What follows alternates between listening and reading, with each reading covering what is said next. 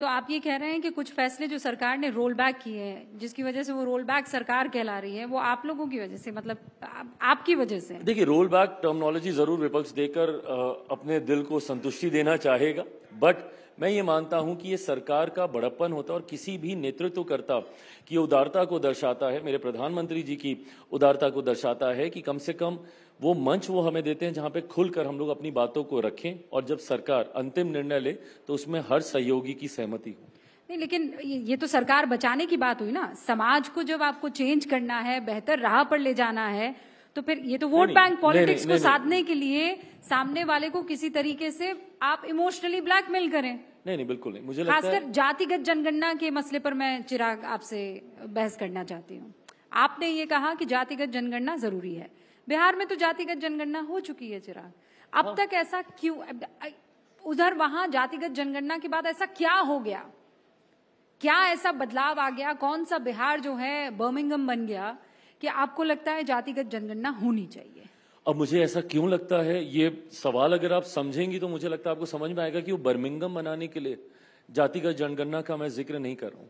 मैं जिक्र इसलिए कर रहा हूं ताकि ये जानकारी, ये आंकड़े कम से कम उन सरकारों के पास तो हों जो सरकारें उन जातियों को मुख्य धारा में सोचने की सोच के साथ नीतियां तैयार करती हैं। Until unless you will not know the population कि भाई उस फलाना जाति की आबादी कितनी है, आप उसके लिए जो राशि आवंटित करते हैं उन योजनाओं में, कैसे आप उसका हिसाब लगा पाएंगे? कितनी सरकारें हैं, केंद्र की हो, अलग अलग राज्यों की सरकार हो, भारत में संघीय ढांचा है, राज्य सरकारों की एक अहम भूमिका है इसमें। कितनी राज्य सरकारें हैं जो अलग अलग राज्यों में अनुसूचित जाति के लिए, अनुसूचित जनजाति के लिए, पिछड़ा वर्ग से आने वाले लोगों के लिए, अल्पसंख्यक समाज के अलग अलग धर्मों से आने वाले लोगों की को मुख्य धारा के साथ जोड़ने की सोच के साथ नीतियां बनाते हैं। अब उन नीतियों में आप राशि जब आप आवंटित करते हैं, आपको कैसे पता कि आबादी क्या है, कितनी राशि की जरूरत है? कई बार माननीय न्यायालय ये आंकड़े आपसे मांगता है अलग अलग विषयों पर कि आबादी क्या है। सरकारों के पास ये आंकड़े नहीं है। मैंने हमेशा इस बात को भी कहा है कि जब मैं चाहता हूं कि भाई जाति आधार पर जनगणना होनी चाहिए, मैं सार्वजनिक करने का मैं पक्षधर नहीं हूं, बट जो सरकार नीतियां बनाती हैं, एटलीस्ट ये डेटा उन सरकारों के पास होना चाहिए, ये मेरी सोच रही है। तो जो राहुल गांधी कह रहे हैं, जो विपक्ष कह रहा है, जो इंडिया ब्लॉक कह रहा है, वही चिराग पासवान कह रहे हैं, या दोनों के कहने में कोई अंतर है?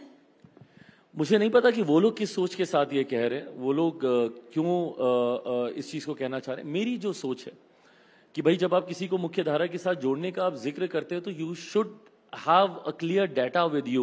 आपको पता होना चाहिए कि वो आबादी कितनी है, क्या हालात हैं उनके, कौन सी आबादी ज्यादा, उस जमात की कौन सी जाति ज्यादा बुरे हाल में है, उनके कारण क्या है, ये तमाम जानकारी आपके पास होनी चाहिए। आपको लगता है कि ये जो जातिगत जनगणना वाला मामला है, ये सरकार को कमजोर कर सकता है? क्योंकि इसी पर मजबूती के साथ विपक्ष उनको घेरने की कोशिश कर रहा है। देखिए, विपक्ष घेरने का प्रयास आज से नहीं, पिछले 10 सालों से कर रहा है। इस सरकार को कोई कमजोर करे या मेरे प्रधानमंत्री नरेंद्र मोदी जी को कोई कमजोर कर सके, मुझे नहीं लगता कि फिलहाल ऐसी कोई ताकत खड़ी हुई है या हो पाएगी। मेरे प्रधानमंत्री जी की सोच देश को लेकर, देश की प्रगति को लेकर, 2047 तक विकसित भारत को बनाने को लेकर, ये तमाम बातों में क्लैरिटी मेरे प्रधानमंत्री जी के पास इतनी ज्यादा स्पष्टता है कि मुझे नहीं लगता कि कोई उन्हें कमजोर कर सकते हैं। ये विषय चर्चा के लिए जरूर आते हैं और चर्चा होगी, अंतोगत्वा जो देश के हित में होगा, राष्ट्र हित में होगा, वो फैसला ये सरकार भी लेगी। आप ये कह रहे हैं कि प्रधानमंत्री नरेंद्र मोदी का कॉन्फिडेंस इंटैक्ट है? वो अब की बार 400 पार वाला जो नारा दिया गया था, वो जब जमीन पर नहीं उतर कर आया, तो वो सरकार उतनी आपको मजबूत आज की तारीख में दिखाई दे रही है? सरकार उतनी ही मजबूत है, और अगर किसी के मन में कोई शंका है तो एज एन अलाय मैं इसको दोबारा से इसको सीमेंट करके बोलना चाहूंगा कि सरकार भी उतनी मजबूत है, मेरे प्रधानमंत्री भी उतने ही मजबूत है, रादर इस बार और ज्यादा मजबूत है। 3 बार देश के प्रधानमंत्री बनने का अनुभव कितने लोगों के पास रहा है? ऐसे में उनका अनुभव उनके कॉन्फिडेंस को, उनकी मजबूती को और ज्यादा बढ़ाता है। लेकिन इस बार तो 2 साथी जो हैं वो बिहार से हैं। बिहार के चुनाव जो है वो बस दहलीज पर है। तो चिराग पासवान क्या करेंगे? हनुमान की तरह इस बार चुनाव लड़ेंगे, या फिर अब आपने अपना रास्ता तय कर लिया है कि आप एकला चलेंगे?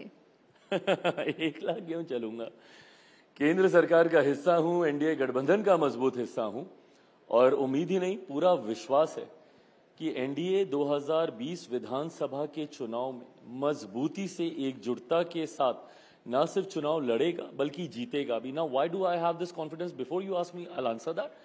2024 के भी परिणाम देख लीजिए।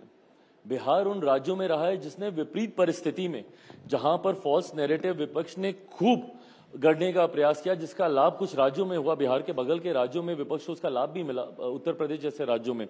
बट बिहार ने पुनः मोर और लेस वैसा ही बेहतरीन प्रदर्शन 2024 लोकसभा चुनाव में भी करके दिखाया, और इसी को हम लोग रेप्लिकेट करेंगे 2025 के विधानसभा के चुनाव में भी। नहीं, पर वो तो आपने बता दिया कि रेप्लिकेट करेंगे, पर मैं ये समझना चाह रही हूँ कि आप कितनी सीटों पर चुनाव लड़ेंगे, किसके साथ लड़ेंगे, अकेले लड़ेंगे? अब तो मामला प्रशांत किशोर वाला भी आ रहा है सामने, उनकी पार्टी भी मैदान में उतर रही है, तो ऐसा तो नहीं होगा कि so I can answer few questions. कैसे लड़ेंगे?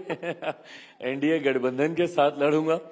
कितनी सीटों पे लड़ूंगा, ये गठबंधन धर्म की मर्यादा को तोड़ना होगा। अगर मैं कोई संख्या आज सार्वजनिक मंच पे साझा करूं और गठबंधन के भीतर उसके बाद उसकी चर्चा करूं, मुझे लगता है गठबंधन की मर्यादा कहती है कि पहले ये तमाम चर्चाएं गठबंधन के भीतर होनी चाहिए और उसके बाद ये संख्या, सीटों का चयन, ये तमाम बातें साझा की जाएंगी। नहीं, क्योंकि 19 में आप साथ थे एनडीए के, लेकिन चुनाव आप अलग लड़े थे 2020 का, है ना? तो वो ट्रैक रिकॉर्ड तो बताता है, पर वो परिस्थितियां अलग थी। वो 2 साल मेरे लिए काफी अलग अनुभव वाले रहे। उसी साल मैंने अपने पिता को खोया। 2020 विधानसभा का चुनाव था, वही समय था जब right and during the elections I lost my father. First phase का नॉमिनेशन चल रहा था when I lost him, and वो परिस्थितियां अलग थी, वो फैसले अलग सोच के साथ लिए गए थे। पर आज की तारीख में मुझे लगता है जब एक मजबूत गठबंधन का हम लोग हिस्सा हैं, मजबूत नेतृत्व केंद्र में भी है, बिहार में भी है, तो मुझे नहीं लगता कि चीजों के बिगड़ने का कोई कारण होगा। अच्छा, अब थोड़ा इस तरफ आती हूँ। इस तरफ का मतलब ये है कि कंगना के your smile was giving it out all.